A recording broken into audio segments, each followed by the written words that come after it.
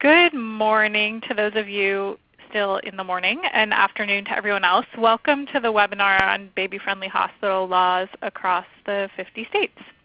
We're glad that you could join us as we spend the next hour or so talking about this topic. I'm going to dive right in to make sure that we can cover everything and still have time to answer your questions at the end. So first, because we can't see you face to face, I want to quickly introduce you to everyone who will be speaking today. There are 4 of us. I am Sabrina Adler. I'm an attorney here at ChangeLab Solutions, and I've been overseeing this project that we've been doing on baby-friendly hospital practices. In a minute, I'm going to hand it over to Hannah Shee, who's a policy analyst here who hasn't been directly involved in the research on state laws, but who has done a lot of background work on baby-friendly hospitals. Then you're going to hear from Derek Carr and Aisha Pamaku, both of whom are attorneys here, and they've done most of the research on this project. So Derek has a lot of expertise in the legal research methodology that we use, and he's going to talk to you about that. And Aisha has been working on our early childhood and breastfeeding work more generally, including on this project.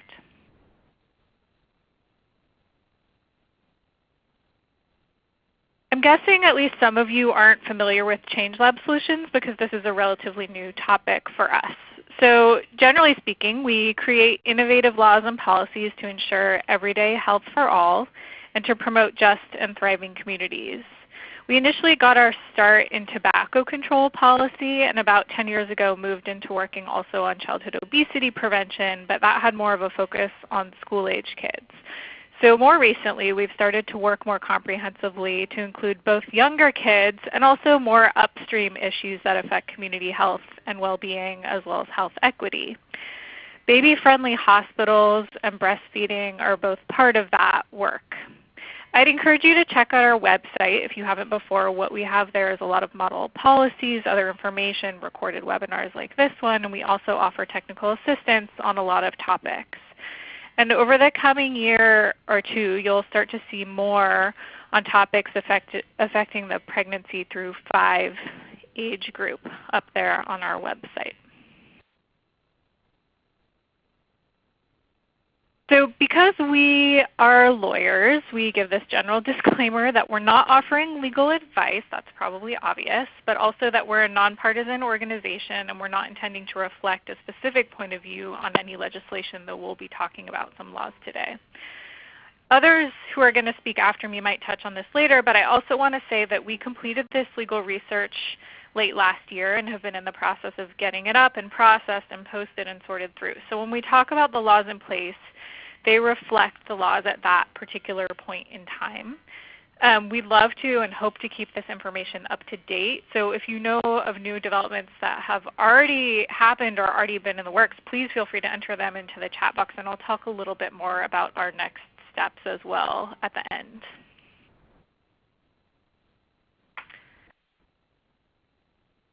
So here's what we're going to talk about today.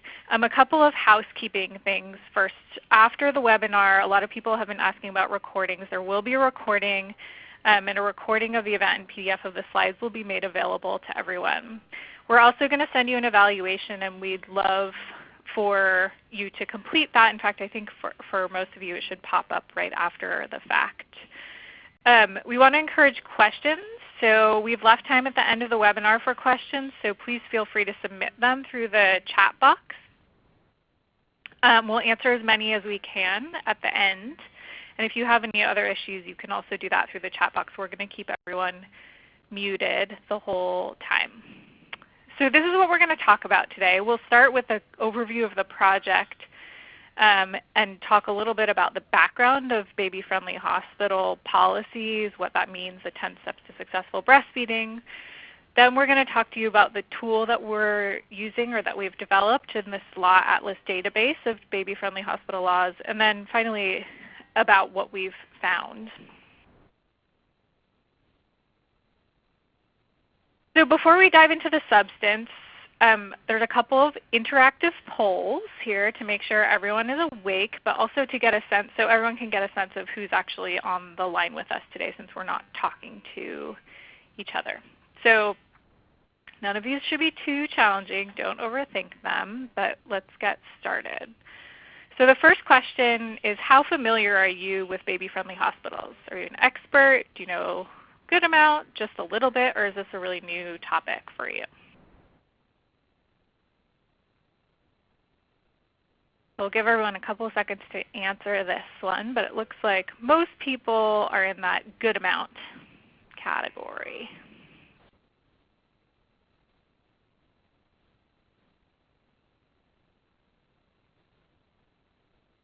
Great. Good amount or a little bit, somewhere in between the expert and the new topic. Okay, moving along to the next poll. I'd like to get a sense of where is everyone? Where are you located?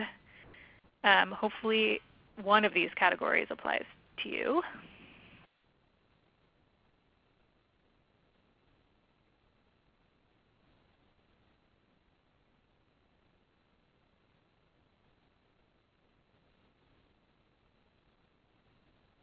We've got a lot of West, Midwest, and Northeast here. Great.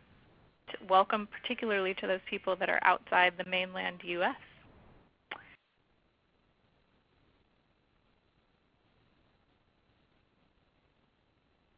Okay, and one more. If you can give us a sense of what do you do? Research? Are you doing policy work? Do you work in hospital administration, government, advocacy?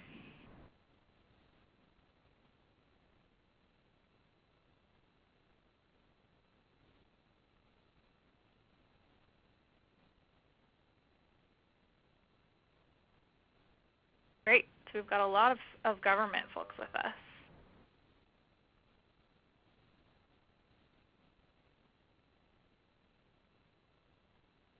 Give that one more second for everyone to weigh in.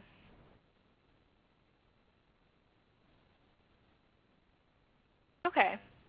So that's all helpful for us just to know who's with us, but also hopefully helpful for all of you to see who is actually interested in this topic. So moving along to the project itself, I'm going to give a quick background just so we're all on the same page, and everyone else is going to dive in much more into the details, so I'm going to keep this as just a brief overview, but hopefully by the end you'll have a really good sense of what we've been working on and what we've found.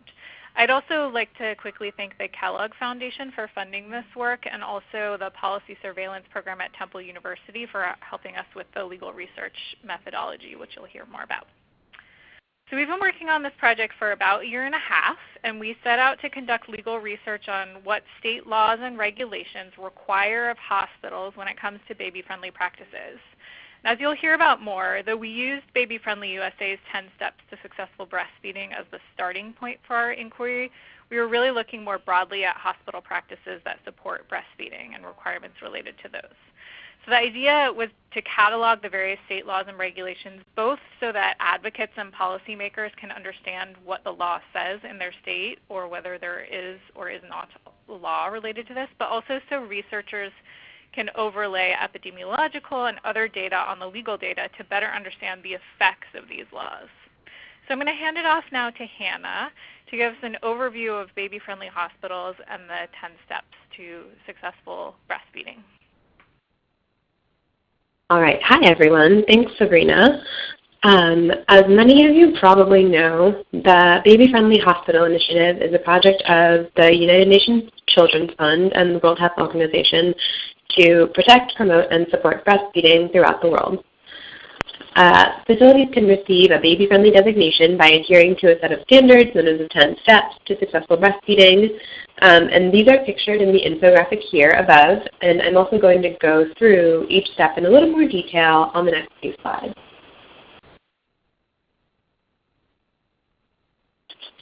So the first two steps apply to hospital staff.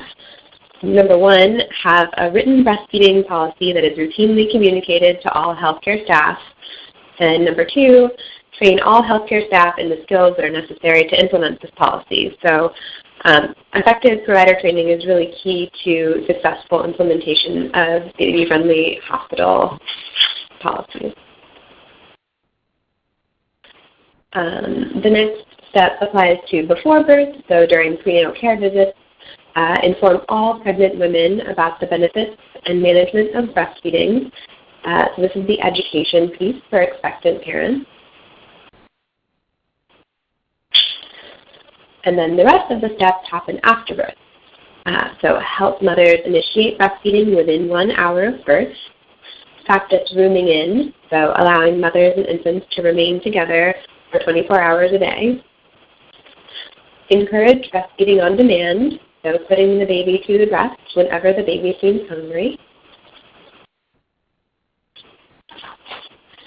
And then give infants no food or drink other than breast milk unless it's medically necessary.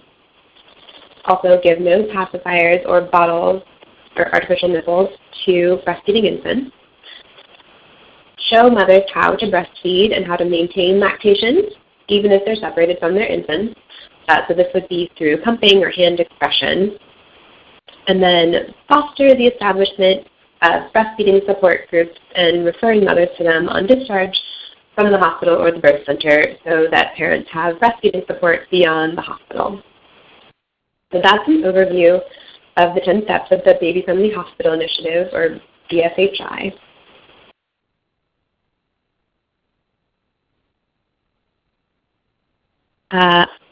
Earlier this year, ChangeLab Solutions did a literature review to assess the evidence related to the Baby-Friendly Hospital Initiative and hospital standards and policies that support breastfeeding more generally. So there's a brief summary of our findings on this slide, which I'll go through.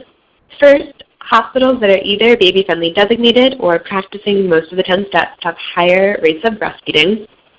So overall, the intervention is achieving its stated goal. Second, the strength of Baby-Friendly Hospital Initiative implementation at a given institution really depends on the policies and practices that are in place at that institution. Hospital staff are sometimes resistant to going baby-friendly, and they are the ones implementing the initiative. So if they don't do it or don't want to do it, it's really a policy in name only, and that's not likely to be effective at increasing breastfeeding. So some examples of the types of enhanced Baby-Friendly Hospital Initiative practices include immersive provider training, designated champions among staff, and creating additional patient interventions such as instructional videos. Third, the cost of becoming baby-friendly varies, and it tends to be highest in the first year after making the transition, with additional cost of buying formula at market rate. But over a number of years, the research shows that being baby-friendly tends to be about cost neutral.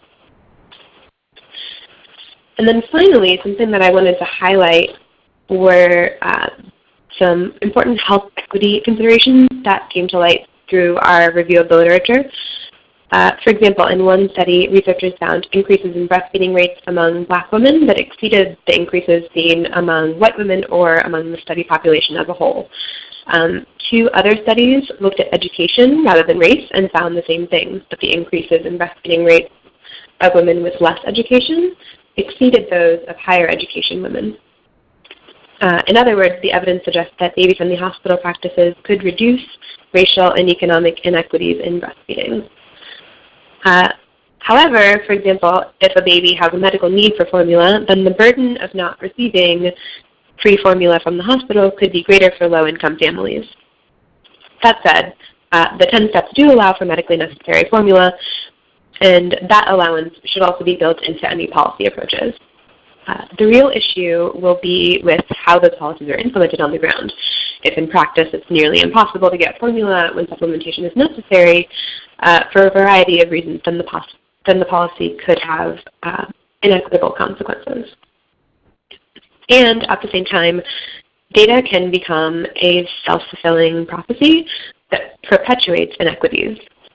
So for example, a Latina mom may not be offered the breastfeeding help that she needs because providers assume that she is already breastfeeding easily, and by contrast, Black moms are often offered formula immediately because of an assumption that Black women don't breastfeed. This is something that came up at the Reaching Our Sisters, or ROSE, conference recently. And so baby-friendly policies could help to address this inequity. And then before I leave this slide, I just want to note that the literature review that I've been referencing will be released soon, in case that might be something that you're interested in. Finally, before we transition into talking about the database, I just want to make sure everyone's on the same page about what we mean by baby-friendly for the purposes of this project. We were not looking just at states that have policies that exactly match the requirements of BabyFriendly USA in order to designate hospitals as capital B, capital F, baby-friendly. There are hospitals in all states around the country that voluntarily comply with those requirements and have a baby-friendly designation, but we looked at features of state laws and regulations that include recommendations or requirements for hospitals related to any of the 10 steps for successful breastfeeding that I just went through. We also looked at state laws recommending or requiring certain hospital discharge practices related to breastfeeding. So with that, I will hand it off to Derek, who will discuss the database in greater detail. Thank you, Hannah.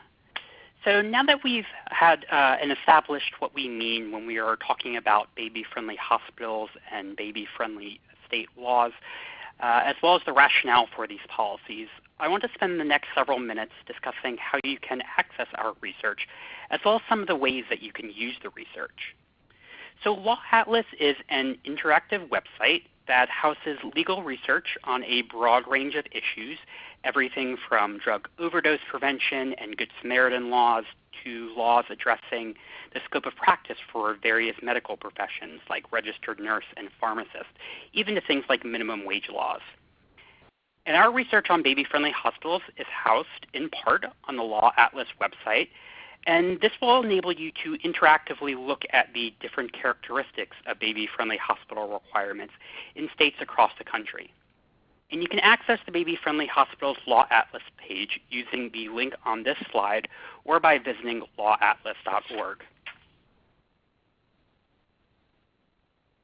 In examining the baby-friendly hospital landscape, ChangeLab Solutions and our partners at the Temple University Policy Surveillance Program applied what's known as legal epidemiology.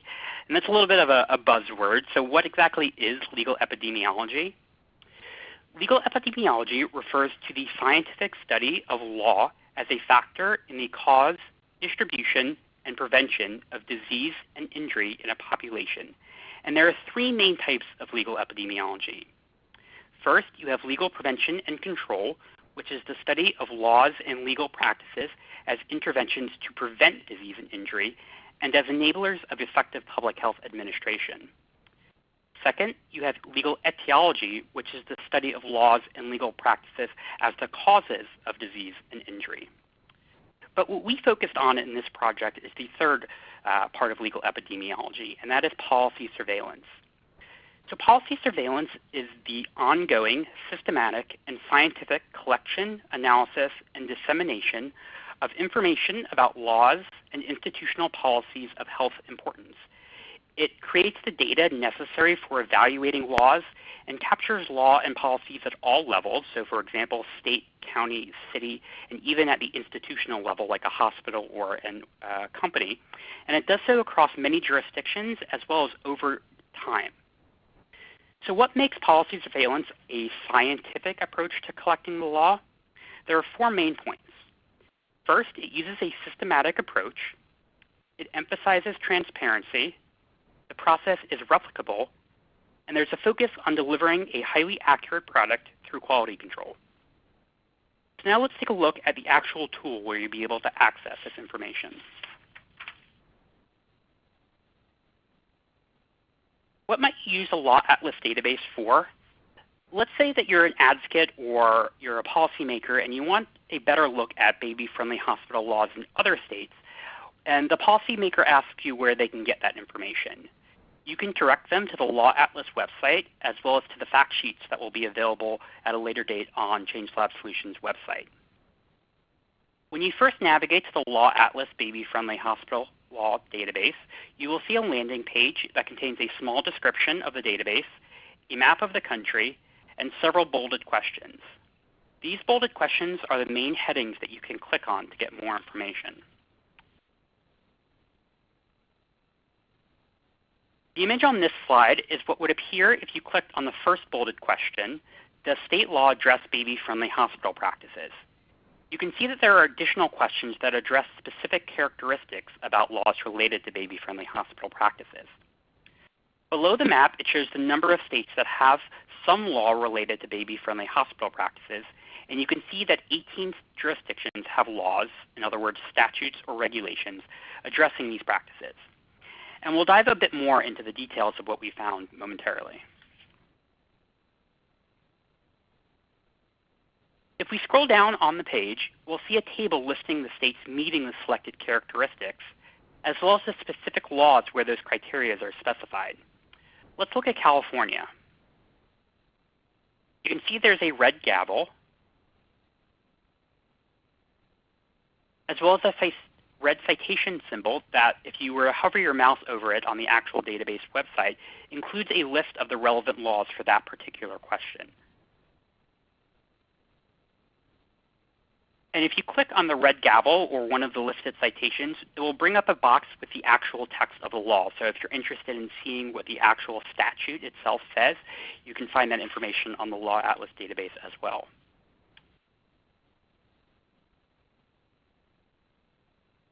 You can also select multiple characteristics at the same time. For example, in this image, we've selected yes to the question, does state law address baby-friendly hospital practices? And yes to the question, does state law address hospitals' mandatory breastfeeding policies? And I want to note that even if a state is gray on the map on the right, it doesn't necessarily mean that those states do not meet any of the characteristics I selected. It simply means that they don't meet all of the characteristics. So some of the states in gray do address some baby-friendly hospital practices, but they don't address hospitals' mandatory breastfeeding policies. They could, for example, only address rooming in. You can share the information that you find as well. After selecting the characteristics that you're interested in, you can click on the Share Results button underneath the map.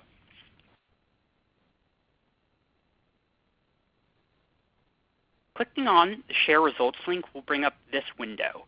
And this allows you to send an email to someone, including yourself, with a link to the exact information you are currently looking at. So for example, when Sabrina clicks on the link that I'm sharing with her here, she'll see this page with states addressing both baby-friendly hospital practices generally and hospitals' mandatory breastfeeding policies specifically.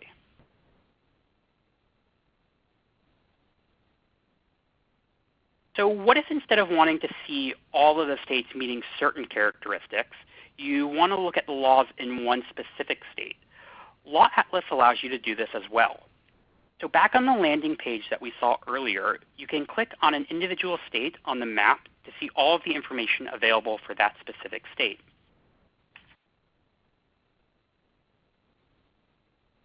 This page shows all of the information available at a particular state, in this case Florida. And this is one of the really neat features of Law Atlas because it allows you to directly compare baby-friendly hospital requirements in multiple states. So if you want to see how Florida compares to Texas or New York, you can do so using these tables. Law Atlas will also create automated reports from this data, including visual maps. So you could, for example, print out a summary report and map of all states where the law addresses mandatory breastfeeding policies for hospitals or where there are laws requiring hospitals to permit rooming in.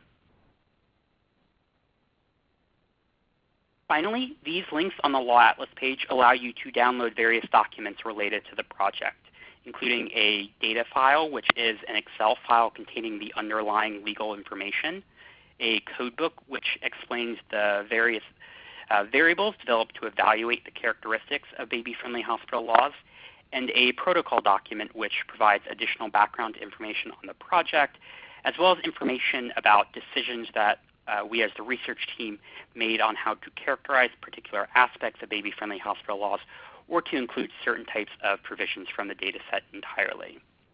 And finally, you can also look at a summary report, which just provides a really high-level overview of our results. In addition to the Law Atlas website, ChangeLab Solutions is in the process of finalizing state-specific fact sheets that summarize the available data on breastfeeding rates, as well as the status of baby-friendly policies in the 18 states with relevant laws. Much of the information in these fact sheets mirrors what you'll find on Law Atlas, but the fact sheets do include additional information about baby-friendly hospital requirements, as well as links to additional background information.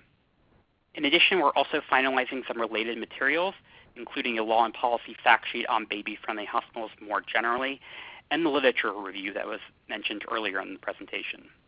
And all of these materials will be available on our website within the next few weeks, and everyone on the webinar should get a follow-up email alerting you when they become available. So now that you know how to access the research, how exactly can it be used? There are really an infinite number of ways to use these data, but I want to highlight 4 key applications, some of which have already been mentioned. First, because the underlying legal data is available as a quantitative statistical data set, researchers can study the interaction between baby-friendly hospital laws and health outcomes like breastfeeding rates. And this isn't limited to simply correlating the presence of baby-friendly hospital laws with these health behaviors. It can also include looking at how particular aspects of baby-friendly hospital laws may influence health outcomes, for example, not providing formula supplementation unless medically indicated, as well as the combination of different characteristics. For example, if you want to know if there's a greater increase in breastfeeding rates in states with laws requiring that hospitals both have a mandatory breastfeeding policy and permit rooming in, as opposed to one or the other. Second, individuals can use the Law Atlas database to understand what their state's baby-friendly laws require and determine whether their hospitals are meeting those requirements, all without having to actually be able to find and understand the text of the law itself. Third, you can use the Law Atlas database to compare different characteristics of baby-friendly laws across states. So as I mentioned, how do baby-friendly hospital laws in New York differ from those in California or Texas?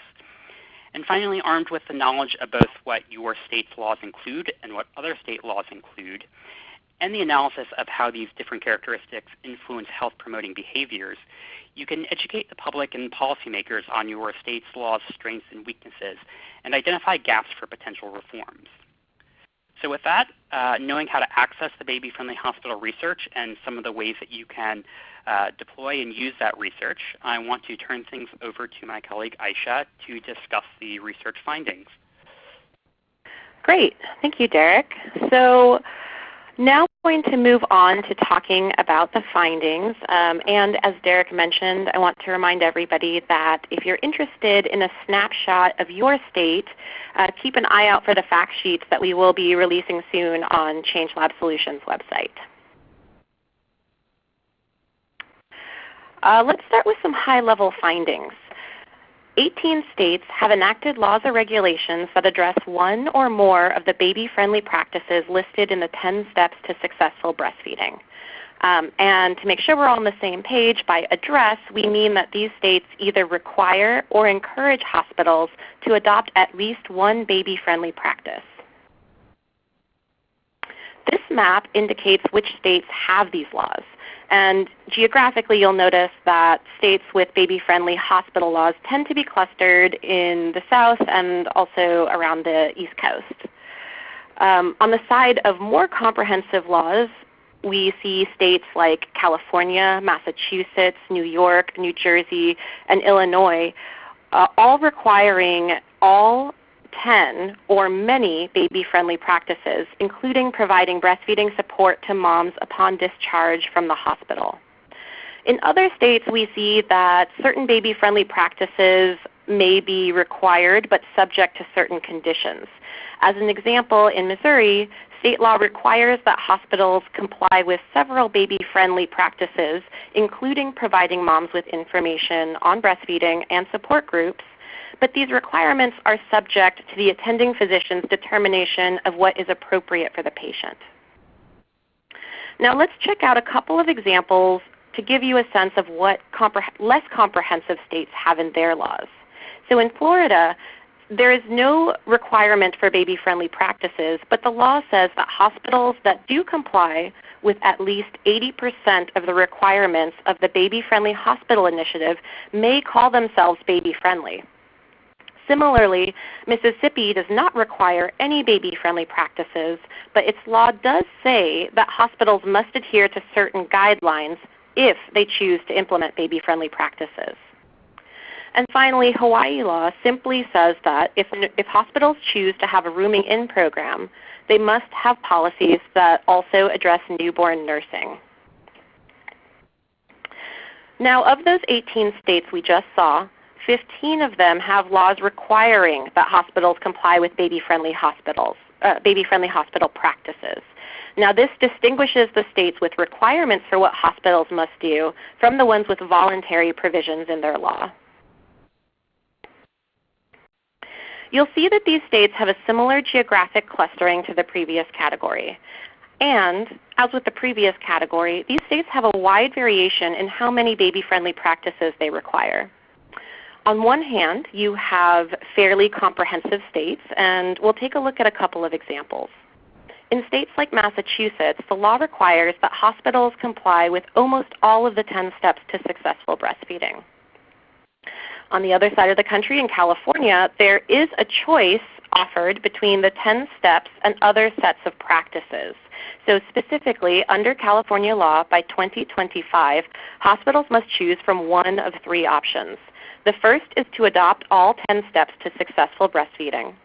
The second is to adopt an alternate practice that includes evidence-based policies and practices. Or the third option is to adopt California's model hospital policy recommendations. And on the other hand, in contrast to these two states, there are also a number of states that only address one or a couple of baby-friendly practices. We can zoom in on one particular practice. 5 states require that hospitals permit rooming in, and this is a practice that allows healthy babies and their mothers to stay together day and night. Geographically, you'll see that these states are pretty spread out, and additionally, we see that this particular requirement is relatively rare, even among states that do require hospitals to comply with a number of baby-friendly practices. So that's just a snapshot of some high-level findings, but for more detailed findings on specific states or particular requirements, we encourage you to check out the Law Atlas website. Now, when we look at different types of laws and regulations that address baby-friendly hospital practices, there are a couple of differences that you can keep an eye out for. The first is whether the baby-friendly practices are mandatory or voluntary. As we talked about over the previous slides, of the 18 states that have laws about baby-friendly hospital practices, 15 of those are mandatory requirements. The rest are voluntary practices. The second difference is whether states specifically reference the Baby-Friendly Hospital Initiative, BabyFriendly USA, WHO, or UNICEF. Although many states do address baby-friendly hospital practices, they often do not specifically reference the Baby-Friendly Hospital Initiative or related entities. So for example, while a state may require that hospitals permit rooming in, it may do so outside of the context of the Baby-Friendly Hospital Initiative and the 10 steps to successful breastfeeding. The third difference is the number of baby-friendly practices addressed. As you saw, states differed widely in how many baby-friendly practices they addressed. In some states, like Kansas, a single practice, like rooming in, is talked about in the law. And in other states, like New York, most or all of the 10 steps to successful breastfeeding appear in state law. Another difference is which facilities are covered by the law or regulation.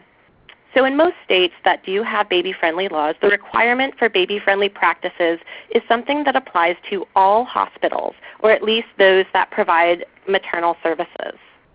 Sometimes These requirements may vary by type of facility, with more stringent requirements for more sophisticated facilities, such as those that have neonatal intensive care units. By way of example, in Texas, the law differentiates between the facilities that have well nurseries and special care nurseries and those facilities that have neonatal intensive care units. Finally, states differ in whether they provide for discharge practices. We looked beyond the 10 steps to successful breastfeeding to see whether hospitals were required to support breastfeeding in their discharge practices. We found that some states did require this, such as in Virginia, where there is a requirement to provide lactation instruction upon discharge, but no other baby-friendly practice is required. So let's just zoom in on 2 states at different ends of the spectrum. Alaska provides a good example of state law that supports but does not require baby-friendly practices. In 2014, the Alaska State Legislature passed a resolution encouraging hospitals and birthing facilities to participate in the Baby-Friendly Hospital Initiative and to support breastfeeding. This resolution indicates the state legislature's support for breastfeeding, but it does not require hospitals to take any specific action.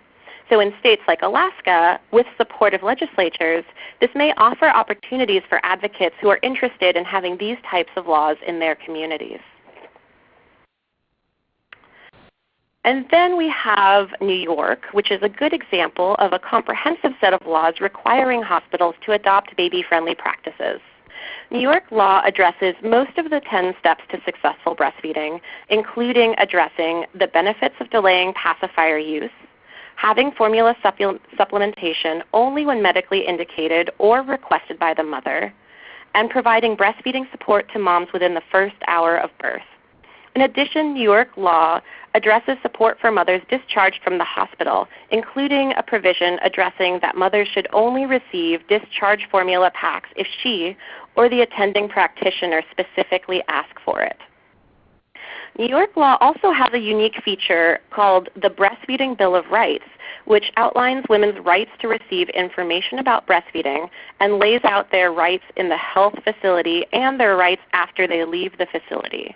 So this includes things like you have the right to breastfeed your baby at any time of day or night, and you have the right to have a sign on your baby's crib clearly stating that your baby is breastfeeding and that no bottle feeding is to be offered. So this Breastfeeding Bill of Rights must be conspicuously posted in the maternal health care facilities. Now, what does this mean for all of you? There's a couple of takeaways here. The first is that there is a lot of policy opportunity at the state level, particularly in states where there are some laws touching on baby-friendly practices, but perhaps those laws are voluntary or they don't address that many of the 10 steps. Second, of course, in states where there are no baby-friendly laws, there is a lot of opportunity for policy work as well. Finally, we did not look into this, but we are aware that there are many opportunities for local policy work in certain communities, and we encourage folks to take a look at how your local laws might be enhancing state laws and what opportunities are available there. So hopefully that gives you a sense of what we uncovered in our research and some ideas for where you might want to take a deeper dive into the data. If you do use this data and find it helpful, please feel free to reach out to us and tell us about it. We would love to hear from you. And with that, I will turn it back over to Sabrina.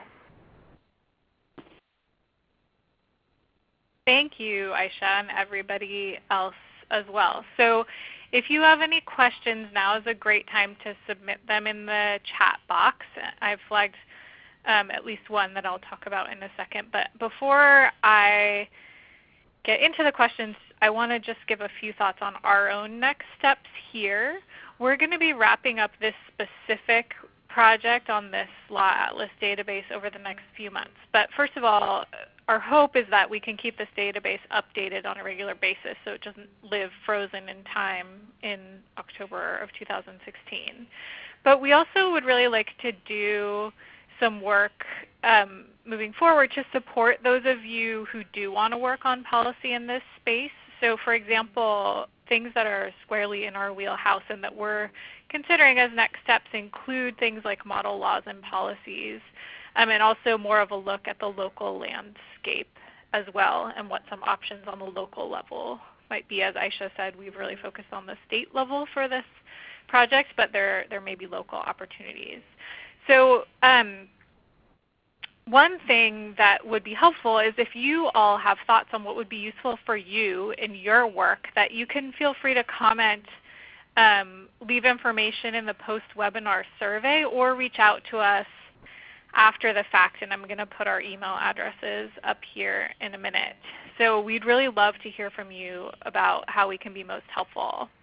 A couple of reminders too, because we have gotten a couple of questions about this, and this has come up several times over the course of the webinar. But we do have a number of other forthcoming documents on this topic that will be posted on this website and should be distributed to those of you who signed up for this webinar. So the lit review that Hannah mentioned and from which she was drawing her information, these state-specific fact sheets for the states where there are laws that really provide a summary of what's happening in that state, in addition to other information like current breastfeeding rates in those states. And then some other related fact sheets and lit reviews around topics like breastfeeding more generally. Another thing you can do to keep receiving our information is to sign up for our mailing list on our website. There is a link to do that. If that's confusing, you can always email one of us and we can help you with that. So with that, I'm going to turn to some of the questions. So there's a question here about a state where in Tennessee there aren't any laws in place right now for baby-friendly practices, and is there something that can be done to get a law in place where there are requirements for hospitals to be baby-friendly? So I'll take a first cut at some thoughts on that piece, and then if any of the other speakers want to weigh in, I'll let you guys add to that. But I think one of the things that this website and this tool is helpful for is looking at what's happening in other states. So starting by poking around some of the other states, we called out a couple of them, California, New York, Massachusetts, where there are more comprehensive laws, and taking a look at what those laws look like I think is a helpful starting point. Just from an advocacy perspective, connecting with folks in those states too who may have experience in how they got those laws passed might be a useful thing to do, but also connecting with people, others in your own state, and particularly some champions of this sort of work will be really important. As far as specific language, et cetera, goes, like I said, that could be something that we would think about developing in the future. So if there are lots of folks that are interested in working on this at a state level, that we might work on developing some model language that could be used. Do any of the other speakers want to weigh in on that piece?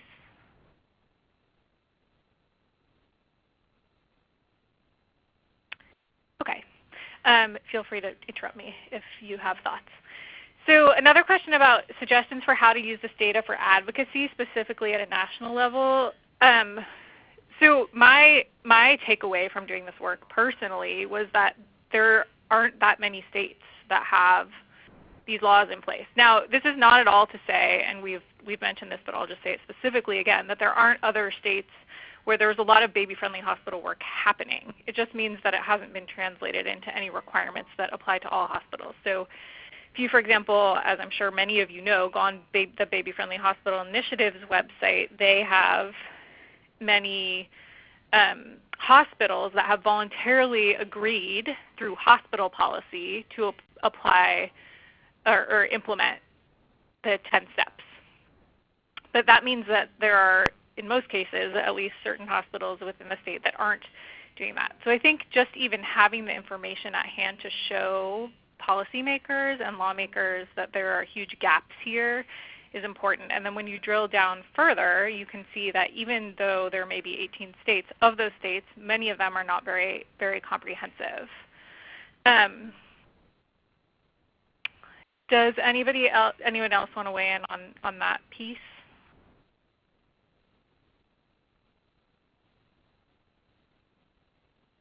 Okay. Does any of your data talk about a link between increased hospital reimbursement and a baby-friendly designation or practices? Hannah, do you know anything about that piece? That's not, I personally do not know the answer to that question, but and our data doesn't address it directly, but we may know more about it. So a connection between sort of research that looks at drivers of becoming baby-friendly was sort of beyond the scope of what we looked at in our literature review. We were more looking at like associations between the Baby-Friendly Hospital Initiative or similar practices and then breastfeeding or other health outcomes. But I mean, that's information that I would love to have or love to do more research on, but that's not something that I have right now. Great. So that might be a place for more personal follow-up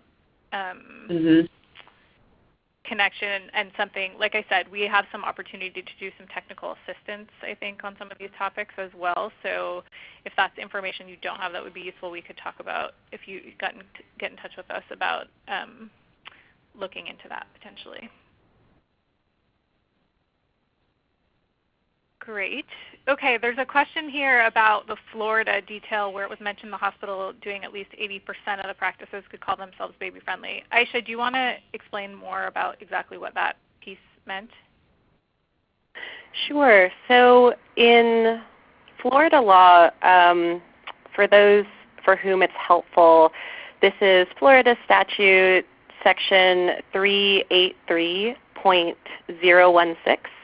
And the law essentially, well, I can read it verbatim for folks. A facility lawfully providing maternity services or newborn infant care may use the designation baby-friendly on its promotional materials if the facility has complied with at least 80% of the requirements developed by the Department of Health in accordance with UNICEF and World Health Organization baby-friendly hospital initiatives. And as a note here, baby-friendly as it appears in the statute is lowercase, although it does specifically reference the formal baby-friendly hospital initiative program.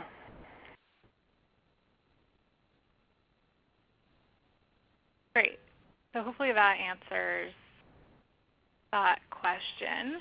Somebody asked, did we mention that states with laws are able to have a fact sheet created? Yes, states that have laws, so those 18 states the fact sheets are in their final stage of creation. They will already be created whether you want them or not. And those will be available on our website, and our hope is to send the link to those to everyone that signed up for this webinar. I see some ideas here about things that might be helpful in terms of work moving forward. Thank you for those. That's great, and I want to encourage everyone to enter that both here but also in the evaluation. We really do look to all of you to figure out what's useful for the field. We don't want to just develop tools that aren't going to be helpful. So, are hospitals choosing to obtain baby-friendly status allowed to have formula on site? Hannah, do you want to take that one? I think I know the answer to that, but do you want to take it? Sure. So hospitals that obtain the baby-friendly designation are allowed to have formula on site. It's just that they only distribute it when it's medically necessary. And I know that there are also some other requirements about purchasing formula at market rate, and I am not sure if I want to speak to the details because I think it's a little bit complicated, but I know that hospitals that have the baby-friendly designation do purchase formula at the market rate. I hope that's illuminating. Great. Thank you. So there's a question here, do we have a relationship with BabyFriendly USA? We do not have a direct relationship with them, no, though we are great fans of theirs. We have been doing this information to hopefully provide more, this work to provide more information to people like you about what the status of the state law and regulatory landscape is. There's a note here also about the hospital calling themselves baby-friendly apart from BabyFriendly USA. I think that has to do with the Florida law, and I will say there's another comment here from someone from BabyFriendly USA saying that they have a specific trademark or certification mark for that term, and that if you have questions about the use of that term, it should really go through them. That's just a sort of a funky, unique policy that Florida has. We have no opinion on that policy, but in terms of hospitals calling themselves baby-friendly, that's something that really should go through BabyFriendly USA in terms of that capital B, capital F, baby-friendly. Someone asked to repeat the number of Florida's statute. Aisha, do you have that on hand? If that's something also, this is a perfect use for the website, which is if you go to Law Atlas and click on Florida, you'll see that that statute will pop up. But do you have it, Aisha, in front of you by any chance?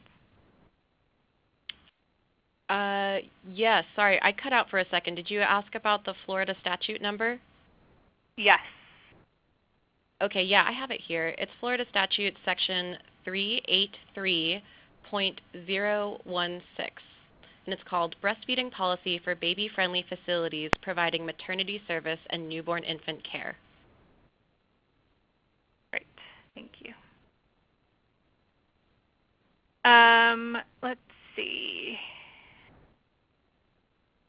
So there's a question here from someone from Mississippi. They've heard in Alabama that Mississippi Blue Shield is basing reimbursements on whether or not hospitals baby-friendly, certified by the BabyFriendly USA. I actually don't know the answer to that question, but perhaps someone from Mississippi can weigh in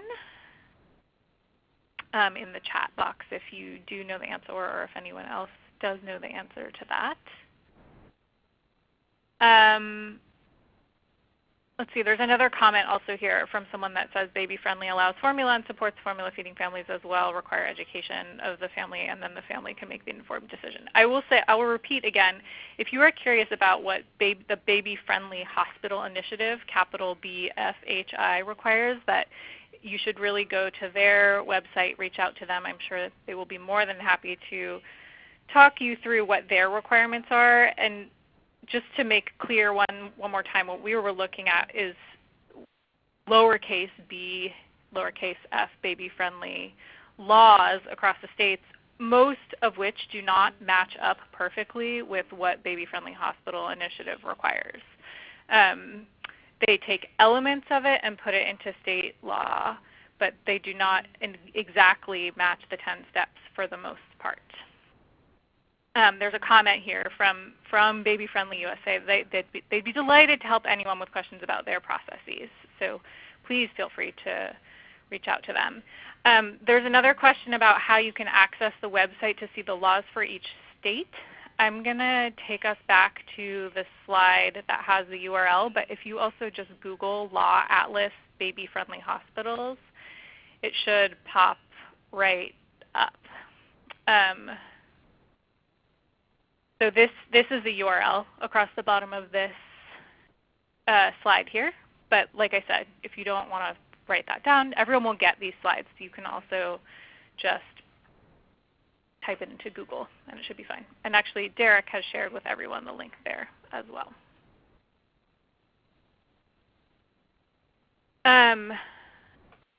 Great. I may be missing some, but I'm not seeing any more questions that we haven't answered. What I want to do is put up our email addresses here so that you can feel free to reach out to us at any time with follow-up questions, thoughts, comments. You can also use the evaluation tool to do that piece, to submit comments as well. And like I said, there will be several items of follow-up coming out of this. But if you want to be in touch about our work more generally, including some work that's not very specific to baby-friendly hospitals, that I would suggest signing up for our email list. And I promise that you will not get inundated, and hopefully it will be all relevant and useful information. So thank you, everybody. I'm glad that you could all join us. I'm going to wrap things up for today, and I hope everyone enjoys the rest of the day, the rest of the week, and we hope to hear from you and talk to you again soon. Thank you.